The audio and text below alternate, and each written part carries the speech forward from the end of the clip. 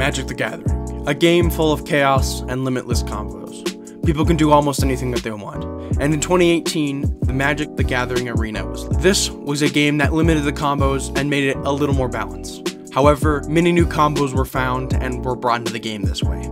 In response, the people at Magic started to ban specific cards for Arena to make it a little more balanced.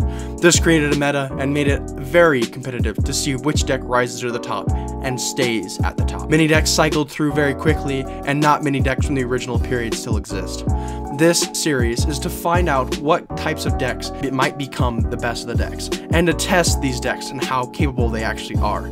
It's also to test what the community says on how the deck actually performed. For example, if a deck is taken to many tournaments online and won quite a bit, and the community reflects positively on the deck, it's believable. However, if there is a deck that has really never went to any tournaments and really has never performed well, and the community reflects the same way positively on the deck, it becomes less believable. So that's what we're here for, to figure out what are the best decks for multiple formats. Welcome to Climbing the Ranks. Also, according to YouTube, only 5.9% of you are subscribed, so please consider subscribing. You don't have to, but it would really help me to reach my goal by 1,000 subscribers by the end of this year. Welcome back to yet another episode of Climbing the Ranks, where today we're bringing yet another historic Brawl deck, and today our commander is Tergrid, God of Fright. This card is a 5-drop commander, mono black, menace. Whenever a opponent sacrifices a non-token permanent or discards a permanent card, you may put that card from a graveyard onto the battlefield under your control. And it also has a flip side since it's out of Cal time to tap it to target player loses 3 life unless they discard a card or sacrifice a non-land permanent, and you can pay 3 generic and 1 black mana to untap it, so you can keep doing this quite a lot. But it's mainly the first ability of the original Tergrid. Well, the main ability is to steal all of their opponent's stuff and to get it back on our battlefield under our control. So it's sort of a Mind Flayers kind of deck. So let's get right into it. It's mainly just discard and sacrifice cards with some other things. So onto the 1-drops. We have Bone Shards for destruction, the Vest for basically choosing what we want to get out of their hand and basically getting an automatic Tergrid trigger. Duress is sort of the same. Fatal Push for destruction, Knight of Even Legend for its Knight of Even Legend. Liana's Steward makes them discard a card by sacrificing it. Fire Extinction Reclamation allows us to reanimate stuff. Sanitarium Skeleton allows us to, well, bring it back if we need to discard things or sacrifice things. Vicious Rumors is probably one of the better 1-drops in our deck, which it deals 1 damage to each opponent. Each opponent mills or discards a card, then mills a card, and then you gain a life. And also Shadow Spear, because it's Shadow Spear and giving a Tergrid, having it Menace, Trample, and Lifelink is pretty awesome, but the second ability is really cool too, allowing us to get rid of their indestructible and hexproof things till the end of turn. Onto the 2-drops, we have Tinder's Edict, it makes them sacrifice, destruction. Elder Fake Disciple allows us to make them discard. Extract Truth, basically you make them discard or they sacrifice an enchantment. Feed the Swarm for removal, Infernal Grasp for removal, Liliana's Triumph for sacking, Resembling Skeleton, same reason why Sanitarium Skeleton's in there. Sudden Edict for sacking, Virus Beetle for discarding, Waste Not because it's Waste Not. Why wouldn't you run this in there? It gets things whenever they discard a card. It doesn't matter what they are. So if it's a creature, you create a 2/2. If it's a land, you add 2 black mana, or if they discard a non-creature, non-land card, you draw a card, and it's a 2-drop. It's pretty phenomenal. Gifted Aetherborn because it's kind of controlly and it has Death Touch and Lifelink, Arcane Signet, and Cold Steel Heart for ramp. We also have the Meat Hook Massacre as a board wipe, and Torment of Hellfire as a game finisher if we have enough mana out there, and if we have Tergrid out there, it gets kind of insane. Davriel Rogue Shadow Mage, it makes them discard, and then if they have no cards, it deals 2 damage to them, or 1 or less. Demon's Disciple, basically sacking, Inevitable End, it makes them sack at the beginning of their upkeep. Inscription of Ruin, we can kill it, make them discard 2, or return something with 2 or less with the, 2 or less from the battlefield, but we don't usually use that option, or we can kick it and choose any of them. Mind Drain, we have, it's just discarding, and then they lose 1, we gain 1. Fricka's Libation allows us to make them sack a creature or an enchantment. Plague Crafter, it's Plague Crafter. Rotting Regisaur, it's quite control-like. Soul Shatter, it makes them sack. Hero's Downfall with Destruction. Bonchu's Monument for making Tergrid cheaper. Heroic Banner for making Tergrid cheaper. Blading Mirror for making Tergrid cheaper. Scacular Relic for making Tergrid cheaper. And Agadeem's Awakening because it's Agadeem's Awakening. Baleful Mastery, it's Destruction, well, Exilement, it's just removal. This is making them discard, and whenever they discard, they lose 2 life. Skull Raid, it makes them discard, and it also could potentially be draw if they have no cards in their hand.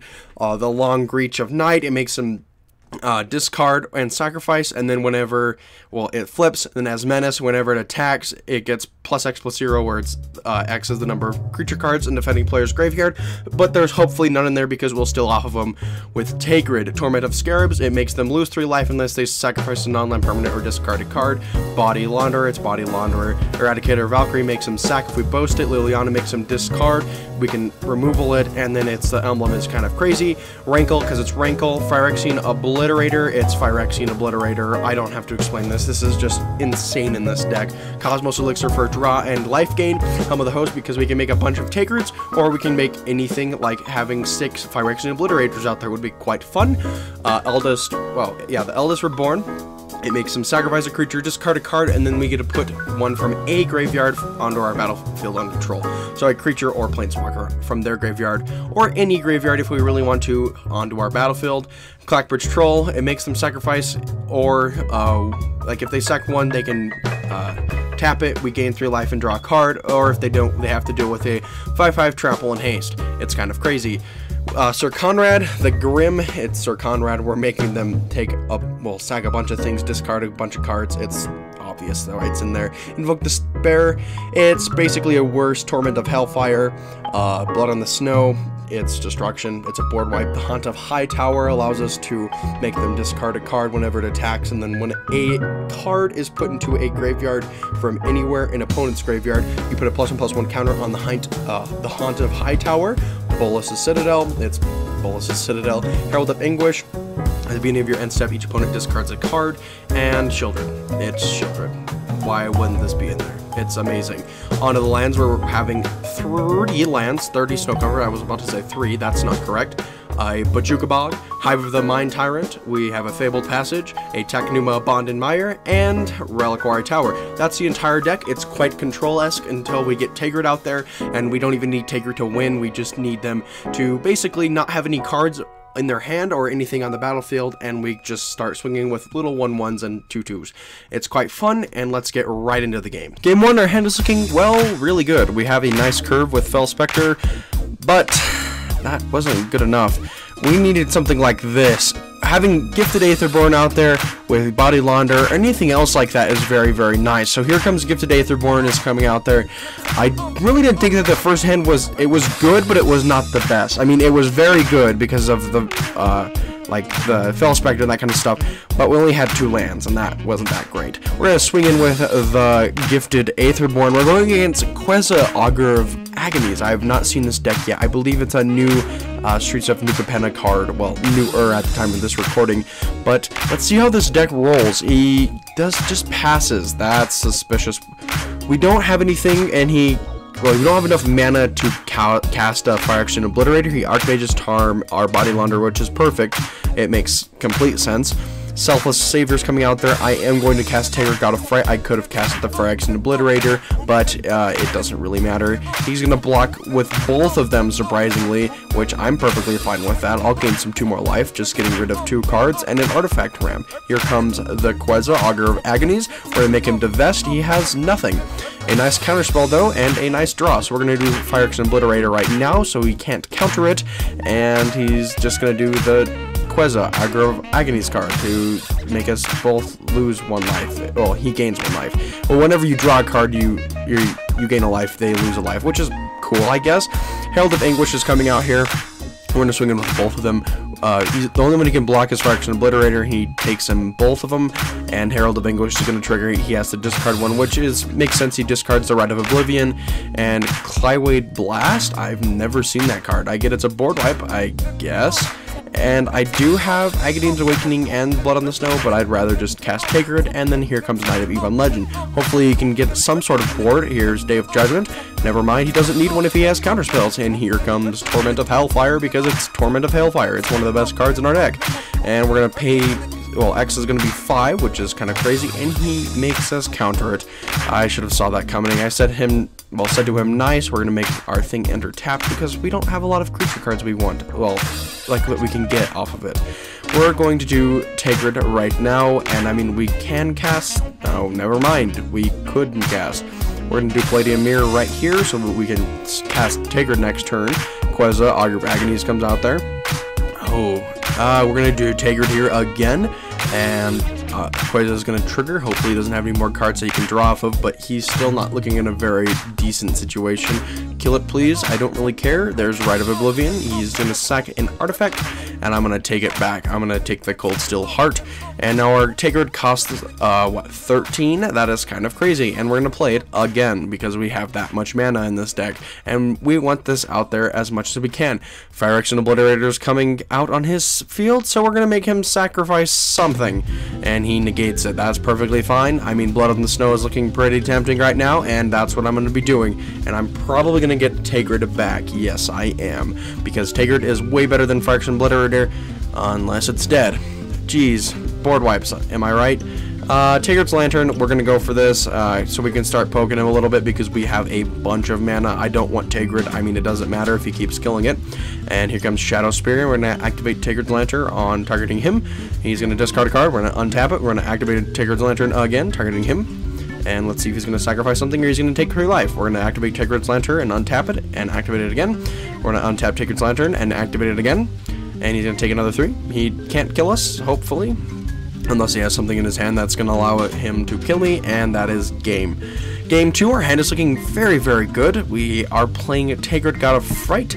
We have a nice Gifted Aetherborn once again, and we're going against Dinosaurs with Gishath, or Gishath, I don't know how do you pronounce it, Sun's Avatar. And we're going to do Gifted Aetherborn right here. We have a Hive of the Eye Tyrant in case we need any graveyard hate, but I doubt that Dinosaurs really have much things that go in the graveyard, unless I'm playing Dinosaurs wrong. I play Playcrafter here, and I make him discard a card, which is perfectly fine. I don't really care about Playcrafter at all, and I'm going to attack with 2. I'm passing back to him. He plays Reclaim the Wastes. Interesting. He's going to get more land. I mean, you need the most amount of ramp for like a 7 or 8 drop commander, but when Gishath comes out there, it gets quite scary. Scale the Heights is coming. He does a bunch of land crap. We're going to get to Tergrid out there really quickly, and we're going to attack with both, because I like the life that we can get off of this card. And let's see if he's going to be able to cast his commander this turn. I highly doubt that he will be able to. The Vastwood Surge, more ramp, so next turn he's almost definitely able to. We're going to do Elderfang Disciple, making him discard a card. Hopefully he discards some permanent, and we do get the Fall of the Imposter. I will take that card. I will give Gifted Aetherborn a +1/+1 counter, swinging in with everything. I don't want to activate Eradicator Valkyrie or play Crackbridge Troll, because he doesn't have much of anything out there. Here comes Gishath, and that is our prime opportunity. We will take the 7, because we've been gaining so much life, I don't really care. And he's going to get a bunch of things out there. Yay. What is this? 2 Regisaurs. So Regisaur Alpha is going to come out there. We're going to Fatal Push the token because it's 0. We're going to put a +1/+1 counter on. Let's see. Oh, my Eradicator Valkyrie looks pretty good. And we're going to play a Clackbridge Troll, giving him 3 0/1s. And we're going to make him sacrifice hopefully one of them. Yes, we get a Liliana's Triumph, but I don't really want to play it. We're going to attack with both of them. You can't block the Flyer, which is exactly what I want, and we're going to make him sacrifice another card. Yeah, that's perfectly what I expected, because it's a 0/1 goat. Now Clackbridge Troll is kind of scary. It's looking kind of nasty. He's getting a bunch of fun things out there. I'm seeing what Regisaur Alpha does. He deals a damage to Clackbridge Troll. That's pretty funny, because it's an 8/8, and Zatalpa's coming out there. That's fun, I should say. We're going to exile his Gishath. We're going to do a Duress on him. Let's see if we get anything. And here's Hawalti. We're going to grab that Hawalti, and we're going to make Liliana's Triumph come out here. Let's see what he's going to sacrifice. He has to sacrifice one of his things, and we're going to grab it back for ourselves. We have Hawalti, and we're going to plus Hawalti, making it a 9, just a 9 card. That's kind of crazy. When we have enough, I believe, for game, he sacrifices it to protect himself a little bit longer, and we're going to do a bunch of damage. We're gonna, yeah, he has game here because he's only at 1. He says good game, but I don't seem to say a good game back. Or maybe I do. Maybe I didn't even see it, and that is plenty of damage to win us that game. Game 3, our hand is looking really nice. We have a nice curve with Shadow Spear and that kind of stuff, but I don't know if it's good enough to keep with something like that hand.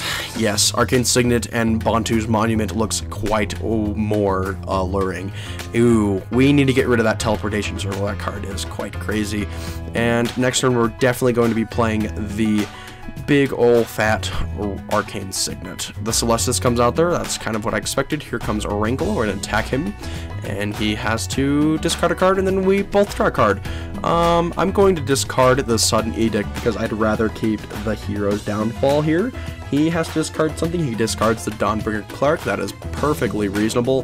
He has Ephemerate in his hand, which he doesn't have anything to blink yet. He is playing Chulane Teller of Tales, which is a fun deck to go against, I should say, to the least. We're going to make each opponent, well, everybody discard a card, and each player loses a life and draws a card. So I'm going to make us discard a land, and he discards a land. I'm going to steal it back with Tergrid, and let's see if he's going to be able to play anything. Riddlemaster Speaks comes out there, and we're going to put it in our hand because it will be a lot cheaper that way. We're playing Tergrid again. We're going to be playing a Liliana's Triumph to get our Riddlemaster Sphinx to our battlefield. It doesn't trigger because he doesn't have any creatures.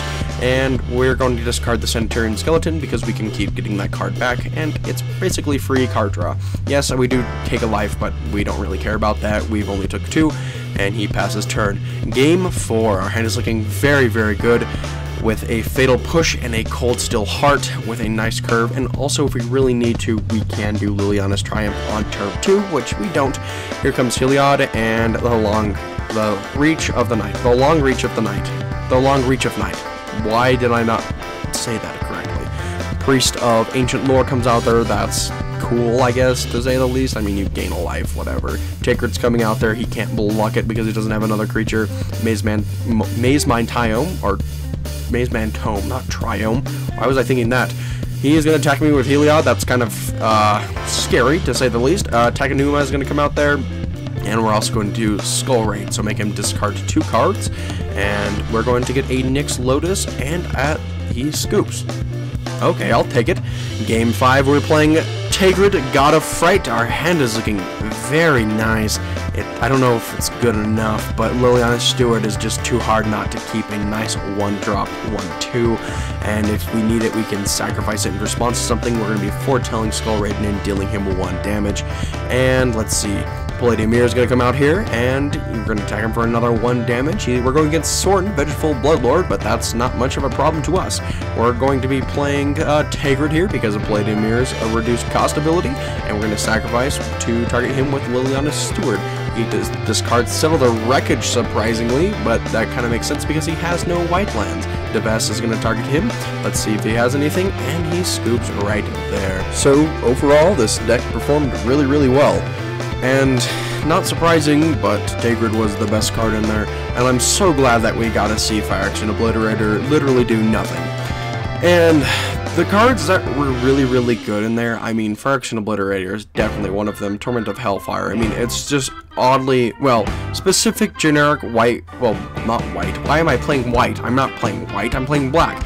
It's just generic black cards that are very good, and I mean, it's kind of scary with Fire Action Obliterator because it's 4 black mana in any other deck, but since it's mono black, it doesn't really matter at all.